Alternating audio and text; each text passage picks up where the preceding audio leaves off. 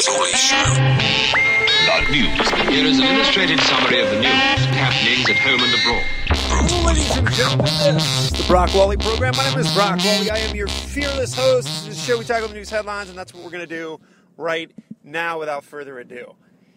All right, so if you're the political wonk, you know, the whole who won, who lost, the peace leans left that I'm turning you to, but the analysis is good. This is the Washington Post. Winners, losers, Nevada caucuses, South Carolina primaries, and all the wonk that you could just drench yourself in is over that way. Hillary promises the moon, the stars, the planets in Nevada, ladies and gentlemen. There's a transcript of her victory speech. It's hilarious. You gotta love the condiment candidate. You know, first it's mustard, now it's a big bottle of Heinz ketchup. I don't know who's dressing this woman, but they need to be fired immediately. I don't know. Maybe the next one's going to be relish or something.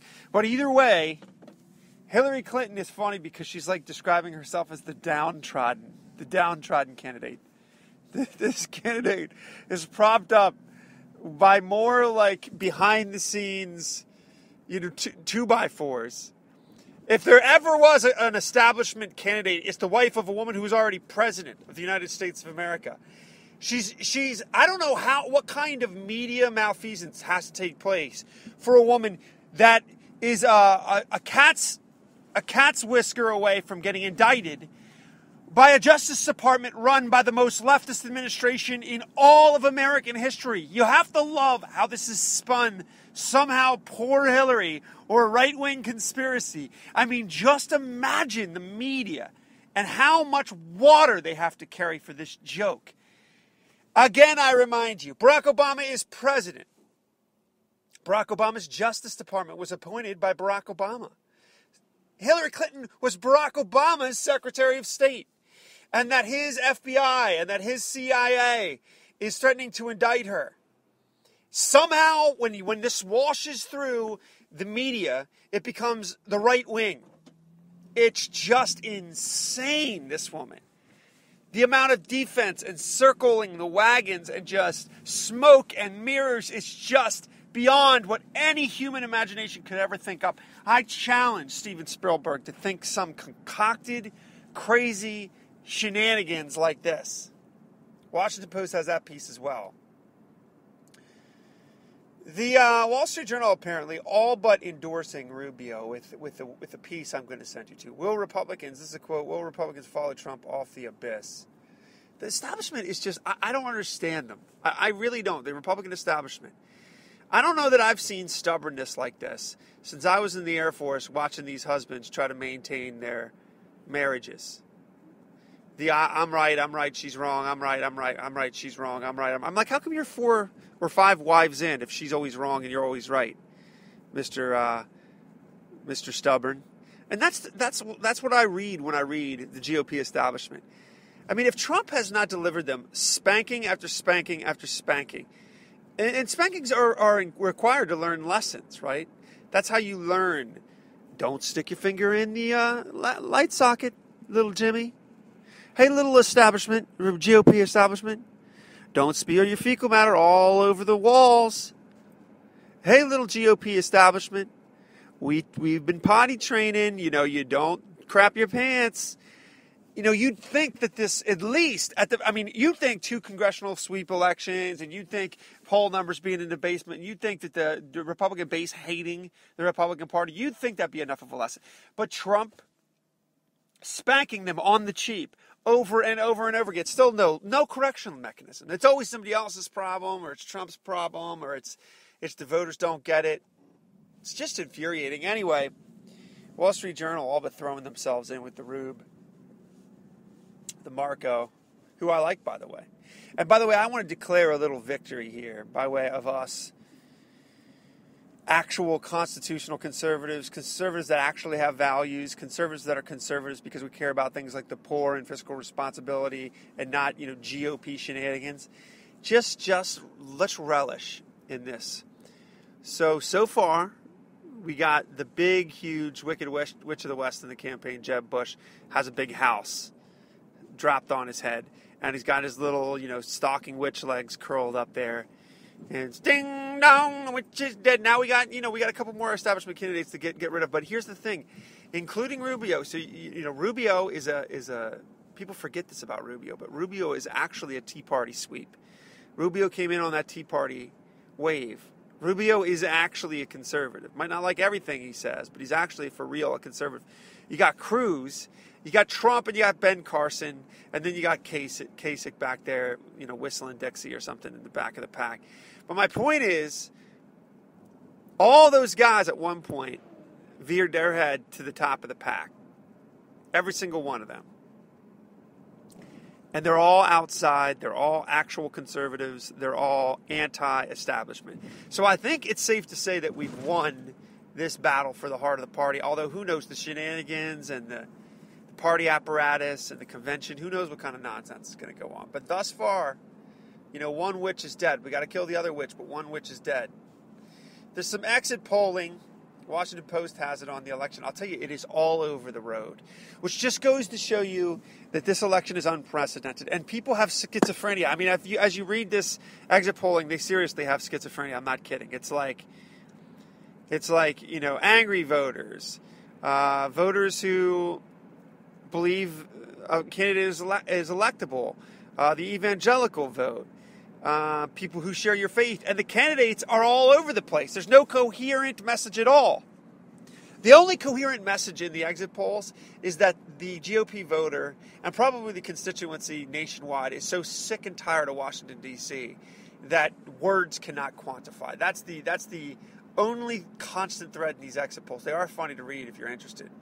Washington Post has them. Jeb suspends his campaign, like I alluded to earlier. Do you notice how none of these guys drop out? They all suspend. I suppose that's so if the tea leaves, start changing, or if something catastrophic happens the next day that they think will help them. They can, we only suspended. We're right back in the race. I don't know why they do it. I'm sure there's some kind of optics to it. And listen, I know I'm beating up on Jeb Bush. I don't like him politically, but he's a decent man. He's a decent man, and he did a nice job in Florida, and that's just a fact. But he has no business. I'm not, the fact that his brother and his father were president is enough. I don't want monarchies, oligarchies. I don't want it. I live in the United States of America. We fought. We fought to free ourselves from these kings. By the way, I alluded to this yesterday. I'm 100% right. Wall Street Journal's, hard on my heels by way of commentary. But you can't buy an election. If money won elections, Jeb would have locked this up. He would have, actually months ago, he would have locked it up. Money was just flowing into the coffers. Tell you should be upset is the people who gave Jeb money.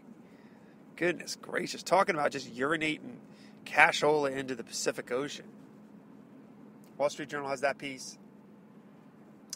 I made an entire YouTube video. You got to go over to YouTube, Atheist Antidote channel, where I have the clips. It is amazing. I have the clips where Barack Obama refutes Barack Obama. 2007, Barack Obama refutes 2006 Obama. 2007, Chuck Schumer refutes 2007 Chuck Schumer. And that goes for the entire Democrat Party. The hypocrisy is so staggering. But there is a piece pointing that out, that same thing. Mine's much more entertaining, much more organized. But if you happen to like the written word, it's Wall Street Journal has the piece. Just pointing out the blatant, naked, transparent hypocrisy from the left on the Supreme Court appointees. Another hideous, random killing spree. 6 people minding their own business, living their lives, gunned down by a monster. And the same people that'll be out there, I don't know, talking about guns, or I don't know what the left's, the left's always got some kind of angle on this stuff. These same people will cry and moan if you try to put a monster like this to death. You try to put a monster like this to death, because that's justice, by the way. And there's this piece, rabbis take morally, quote unquote, morally principled stand against the death penalty. Some lefty rabbis. Jewish Journal has this piece. Maybe they should actually take a look at the Shiva. Maybe they should look at the Torah, because it's as black letter as it can be, by the way, as regarding capital punishment. Moreover, why don't they spout this nonsense to the victims, the families that were slaughtered by this monster?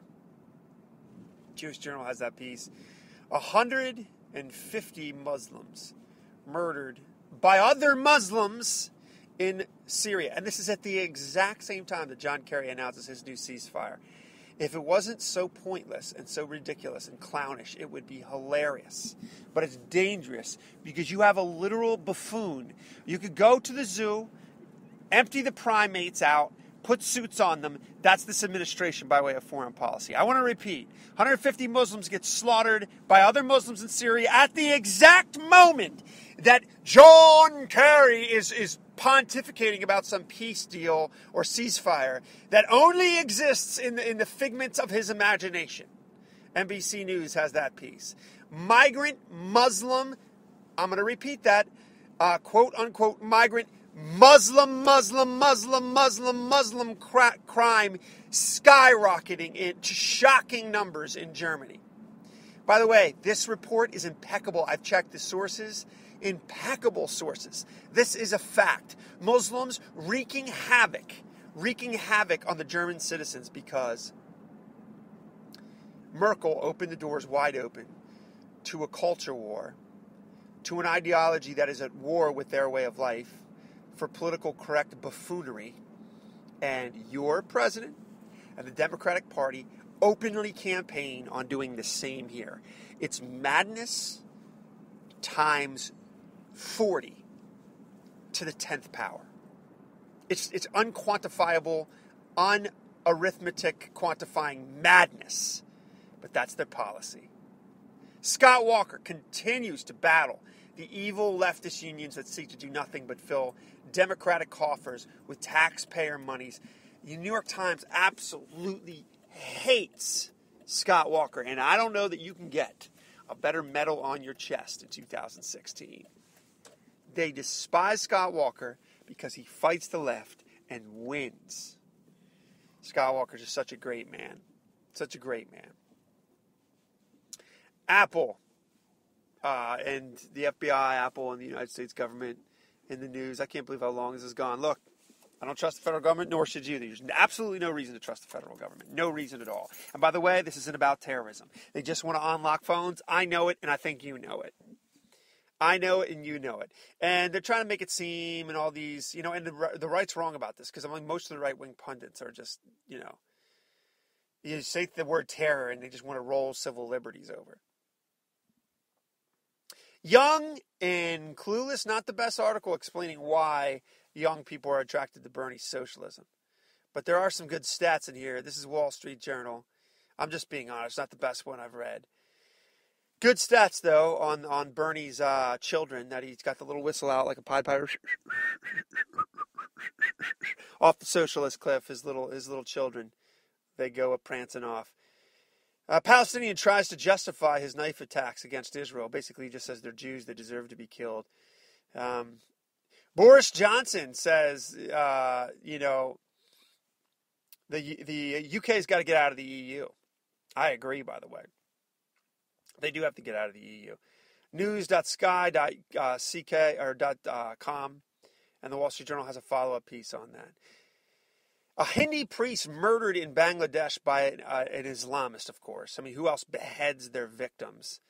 Again, a Hindu priest murdered in Bangladesh by the cult of death that is ISIS. I'm sure somehow this is going to be America's fault or the West's fault.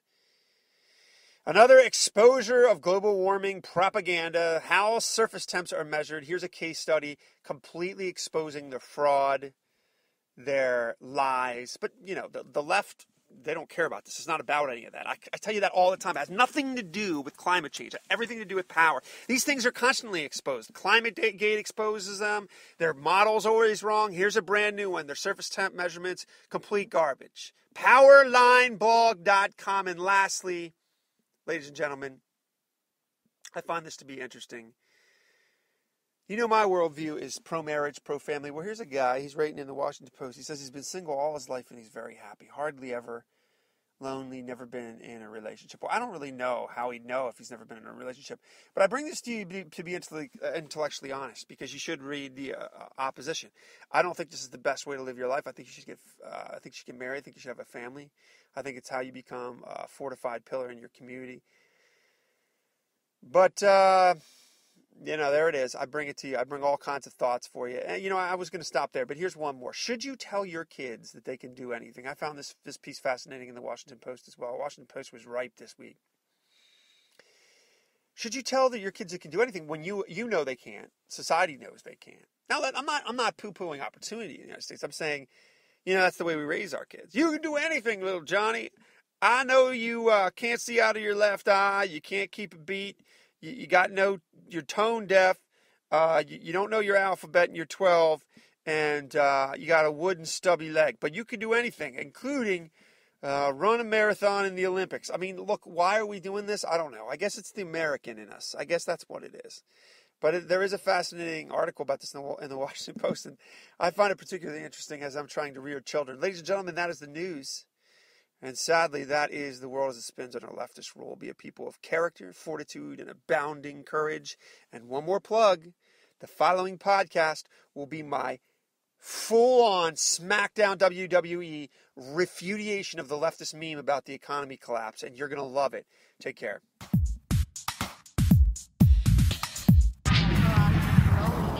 À Broclo, les productions